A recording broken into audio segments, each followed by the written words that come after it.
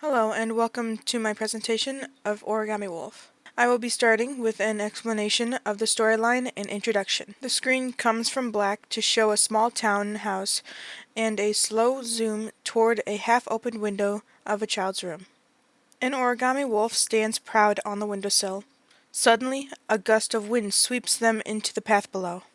As the player moves through this story of the origami wolf and its best friend, a little boy, things start becoming a little alarming. The small town is a quiet place, full of neighborhood children that play all evening long. It's a crisp fall night, and the origami wolf can feel the sad thing lurking in the dark. It wants the origami wolf's light, wants to devour the origami wolf's memory of happiness and hope. The origami wolf must find its way back to their beloved child. The boy and origami wolf used to play restlessly every day, so much that it had band-aids to prove it. He always made sure to fix the small tears that came across the origami wolf's body, as they did play until exhaustion became them both. The boy, though, grew ill, and only looked at them once in a while before falling into a deep sleep again. Even though they didn't play as much, the wolf stayed by, in case one day he woke, ready to play again. This game is rated T for teen. I have decided this because of some aspects not being suitable for children that don't understand themes like horror or death. People above the age of 13 usually can understand monster mechanics, the story, and have the ability to problem solve through the levels using basic game control layouts. So that is why I decided to choose teen for this game rating. This game is aimed toward story lovers, people that enjoy a stylistic look of a semi-realistic world with some non-realistic aspects in it, such as the origami-themed memories that the player will experience during memory collection, and ones who get enjoyment out of an immersive narration of a story. Origami Wolf is also a decent play for the horror enthusiasts out there. You are technically seeing through the eyes of a child during these memories, and some memories can be scary, even in an adult's mind. The mixture of these psychological horror themes will aid in the enjoyment of a story, with some thrills along the way and edgy scenery. The game loop is more a fact of if you end up failing before the next checkpoint. However, the in-between is from start to finish for the memory collection mechanic. You start the game and follow the story, then you collect each memory.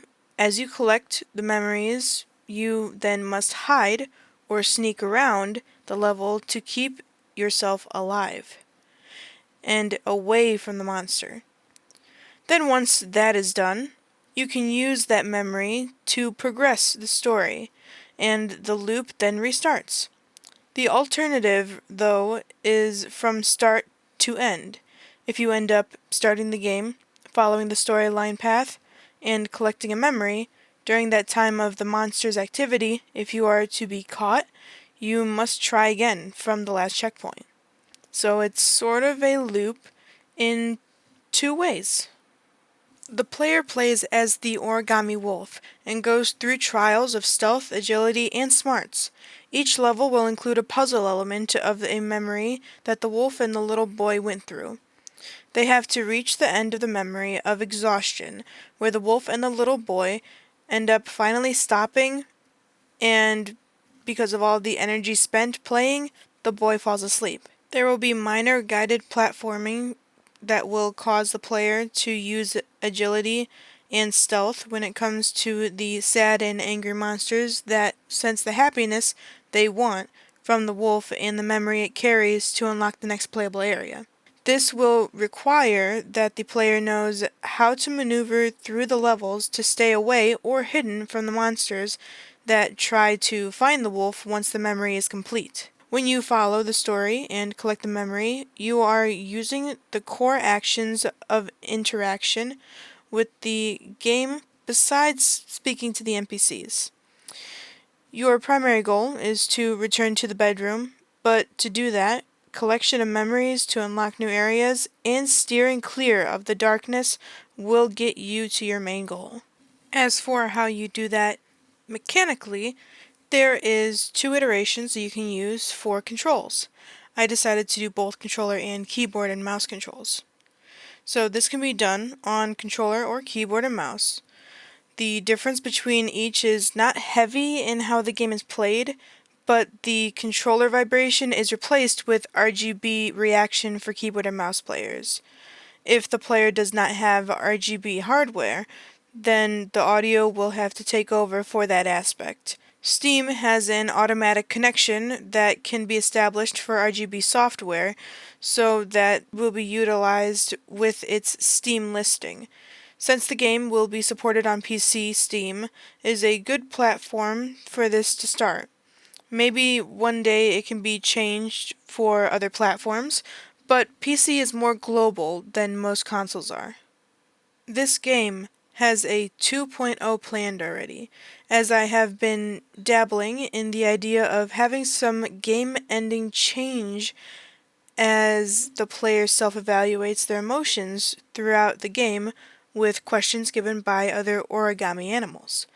I have long-term goals for this project, and knowing that future updates are underway will up the replayability along with the ending change idea.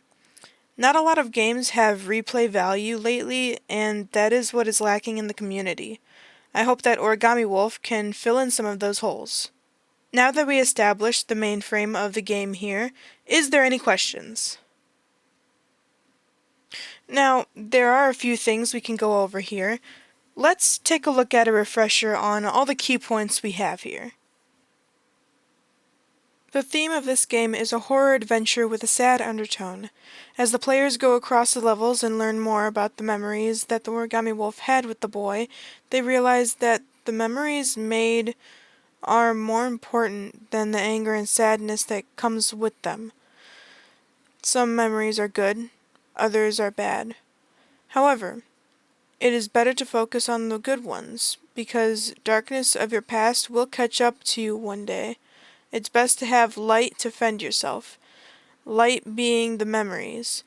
Don't let the good memories be overtaken by the bad ones. Live for the moment and love your good memories instead of letting bad ones take what you loved. The mood is made to be emotionally driven by happiness, wonder, and fear. In the mind of a child, all of these emotions are rampant until our adult mind takes over and knows how to control these feelings somewhat. Since you are in the mind of a child and reliving these memories, you will channel your child mind and live the memories and emotions within the game with your character.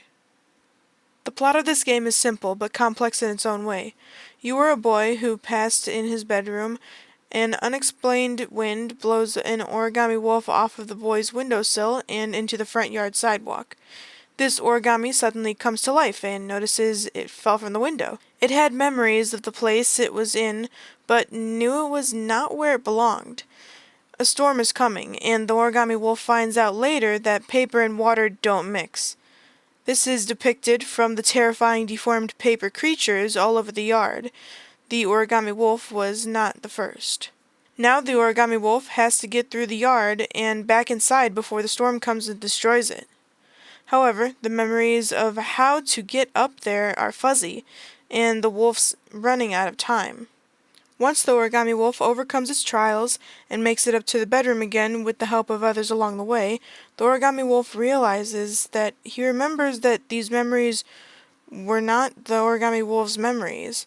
It was the boy's memories of him and the origami wolf. The wolf goes up to a nightstand beside his bed.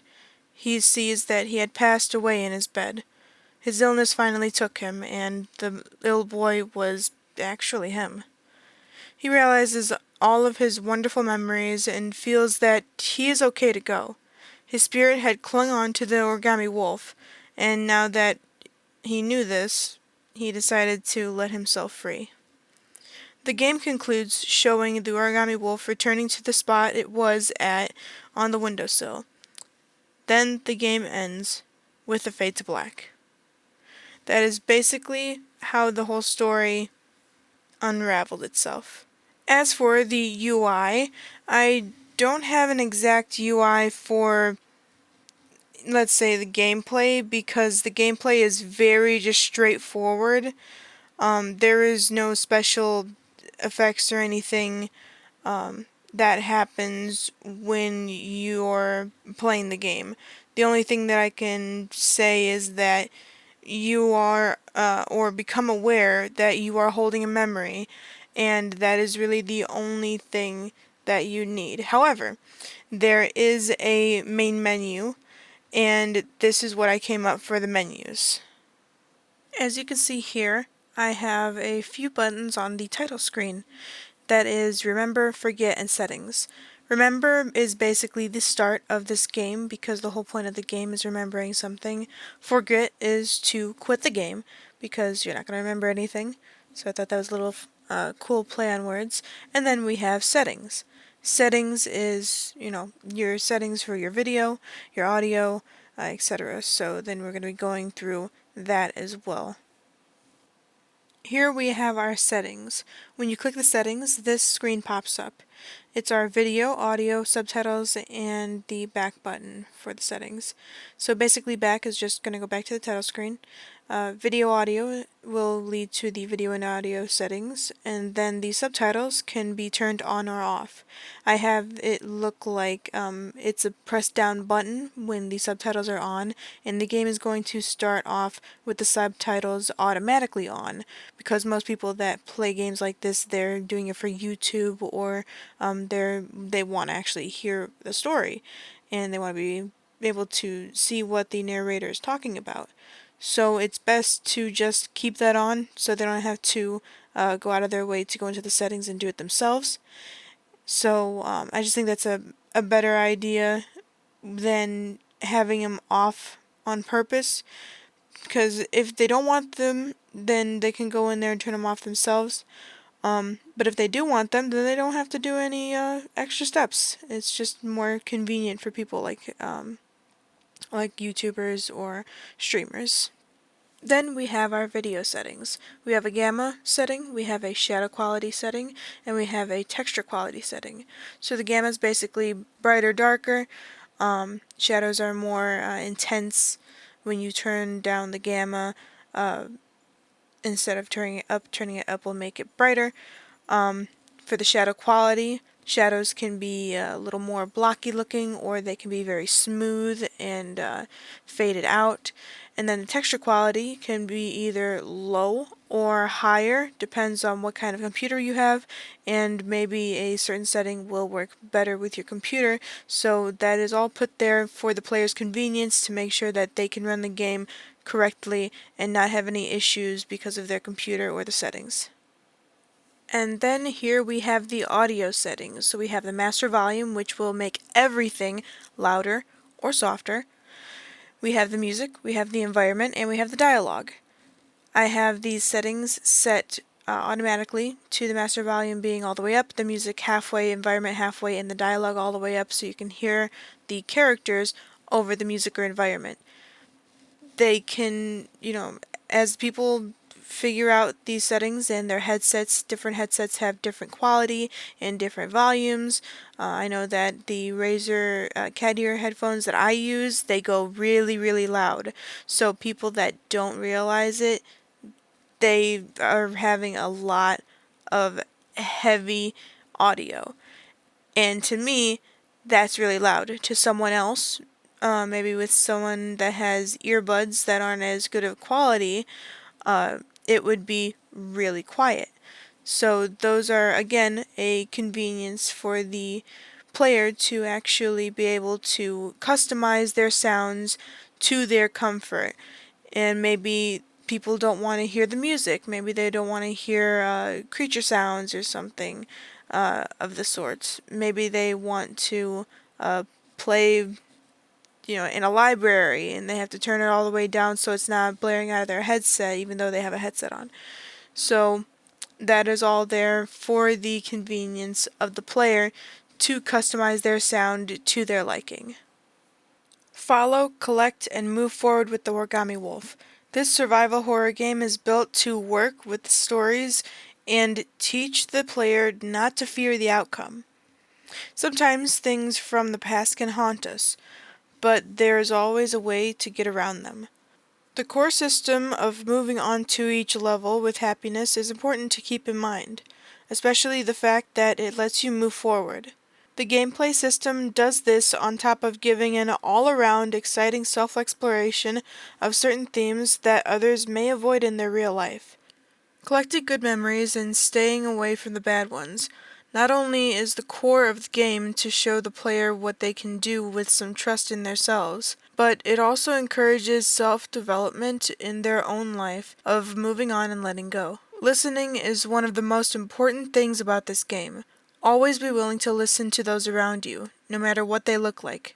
Never judge a book by its cover.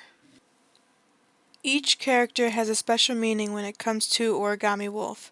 Yes, the wolf is the main character and the playable character. However, there are others along the way that talk with you and give you small hints on what kind of memory you are looking for. As you move around the yard, there will be things like grass, rocks, dirt, even some origami insects.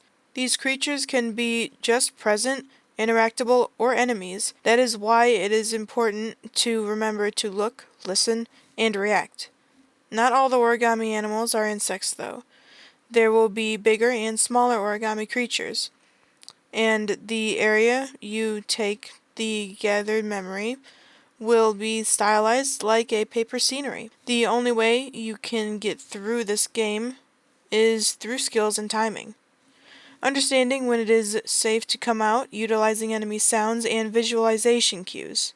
The main monsters lurk in the dark and can be seen by an oozy-looking ink trail they leave behind in their path that evaporates after about 10 seconds once it leaves the spot.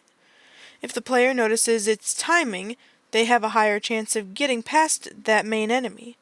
So that is more so the breakdown of the core mechanics that you're using while playing this game. Here I have included a mock level of one of the levels that starts outside. This level starts once a character goes through the tutorial and enters the backyard.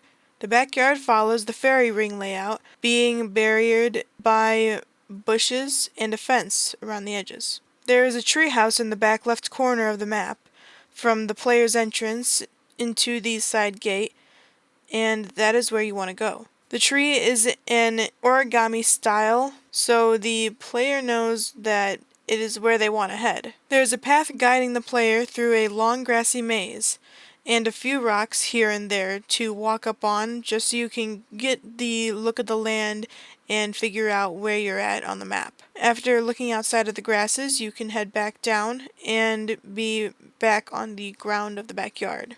This backyard also has a garden by the back porch and a koi fish pond to the right of the entrance that you can see through the grass. The grassy path will take the player to the end point of the level, the porch. The game will explain to the player that it needs a memory to proceed, in which the player will know that they have to backtrack in order to find a path to the memory hints. From the porch to the koi pond, then into a sandbox. The pond is where a memory hint starts. The memory hints are to guide the player so that they are not lost through the levels, usually ending in a wisp of wind that blows the memory sparkles in the direction the player is supposed to go for the next hint. Each point plays a memory hint as the player goes to each spot: the porch, koi pond, sandbox, then the treehouse. The treehouse is the last location, but without seeing the hints, the player will not know how to piece the memory together. That's where the puzzle aspect comes in. They need to see each hint, put the playtime in order from start to finish, then the memory will piece together and allow the player to continue with the memory active as the memory indicator shows on the interface. From here, the player must get from the tree house where the memory was put together out to the locked area, which in this level would be the kitchen door on the back porch. This is where the monsters are activated, and the player enters the garden to get to the back door. At each starting path, purposely, the character is pushed toward the end point to show them where they must go after finding all the hints. Then once they interact with that point, the rest of the paths are open so the memories can be pieced together, and the final memory taken to unlock the next area being a part that was blocked off on the map as the area for hiding and using sneaking skills to get to the door, which would be the garden in this case. So that is basically the level design on how you're going to be having someone go through a level.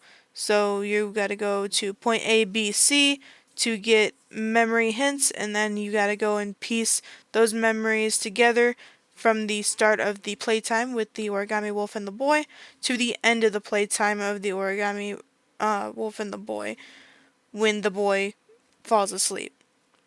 So that is basically the key design of each level. Each level has different monsters depending on where you're at. It's going to get harder as the levels go on, and the levels will get more complex to make it a little more difficult to get through to the ending. This game is going to be grayscale. The mood of Origami Wolf is meant to be very solemn and gloomy, utilizing strong lighting and sound to aid in the visualization of how things may look and changing emotional ties with the character and the scene. I decided to do grayscale since it would give room for the brightest things to be the memories and happiness depicted in the memories. So, when it came time for a mood change, as memories flood in, things would seem brighter, using the ability of light sources in scenes since the game is based across a nighttime to first morning light after the main event, the storm. So, using light for these instead of color is just ideal to get that stylistic look I'm looking for, especially because the main character is made out of paper, and paper is white or black, depending on how many pieces of paper you have. Most paper, the original paper, is white paper. So that's why I wanted it to be a grayscale, because it just have the lighting be the strong aesthetic and the mood of the game.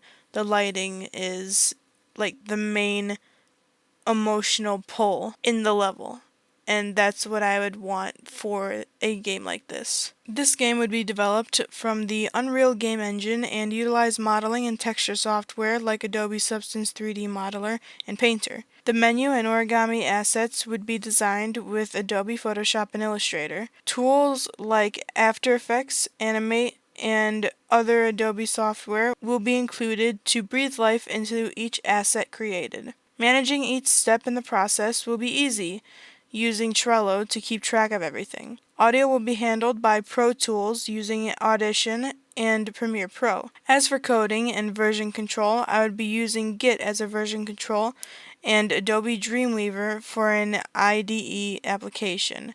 Most of my work will be coming from Adobe software, as you can see. I have had extensive experience with their systems and am comfortable working with their software. I know more of the creative side during development projects, but in the future would consider working with a small group or company for things that my knowledge is lacking, usually when it comes to animation, coding, and hardware needs. In the end, this game is a diamond in the rough. I have yet to put this idea in full force, but in the future, a possibility of ending change can happen depending on what the player chooses to say and do to the other origami creatures it meets along the way on their journey. The idea is still in the air. Anything is possible in the mind of a child.